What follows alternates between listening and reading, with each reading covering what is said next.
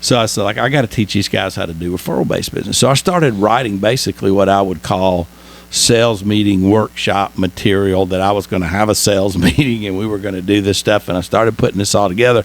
And I was on my way to, I think it was Bahamas for a mortgage conference. And I showed it to a guy that had another mortgage company that was sitting beside me. And he's like, dude, I never thought about any of this stuff. This is great stuff. You need to write a book. And then he gave it to another guy that was on the plane. That was another mortgage guy that had a big mortgage company. And he's reading. He goes, oh, my God, Beach, this is really good stuff. And you need to write a book. So I came back and said, okay, maybe I need to write a book. And I started doing this training with my guys. And it didn't last long, because it wasn't about 6-9 months later we crashed. So during the crash, I had time. Sure. So I wrote the book. And then when I wrote the book, I'm like, okay, who's going to buy my book? Nobody knows that I got a book. What do I do? So being in Rotary, I started calling Rotary clubs, because Rotary clubs need a speaker every week, right? So there's, big Rotary clubs get all the speakers they want, but little Rotary clubs don't. Called all the little Rotary clubs. They're like, yeah, can you come tomorrow? So I spoke to Rotary clubs where there was as little as 5 people in the room. I spoke to Rotary clubs where there were 250 people in the room. And through that, I started doing that. And after about 6 or 9 months, finally this one lady at a Rotary club I spoke to in South Georgia was a financial advisor, and she hooked me up with her regional manager.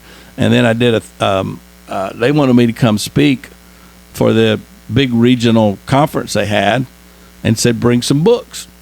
Well, I didn't have any money. I was flat broke. I mean, I had no money. Mm-hmm. I had to borrow $500 from my mom to go print 50 books. So I printed 50 books. I went downtown Atlanta, and I pulled up, and I went, and I had, back then I had a big Hummer, and I couldn't park it in the parking garage. And so I couldn't I didn't have any money to pay the valet guy. I mean, right. I had like 4 quarters in my, in my ashtray. So I pulled up, and I told the guy, dude, I don't have any money. Is there any way you can park it for free? When I get some money, I'll send you a check. And he's like, man, got a Hummer? He ain't got no money. What's up with that? And I'm like, I know, me too. I'm about ready to sell my Hummer. Anyway, I go up there and I speak, and the guy told me I had an hour. When I get there, he goes, you got 15 minutes. And he said, we're way over time, blah, blah, blah. I said, okay, fine. So I get up and I start speaking. It was really the first time I'd really spoke to a group other than like a Rotary or chamber or something. And I started going through the stuff that I was doing, and, I'd been teaching for referral-based business, and I call it being the mayor of your village. Be the go-to guy in your town for what anybody else needs. Just be the one they want to call first. And after my 15 minutes, I said, okay, I guess I got to stop. And guy in front row goes, no, man, this is the best stuff we've heard all day. Keep going. So I ended up speaking for an hour and a half. They bought all 50 of my books.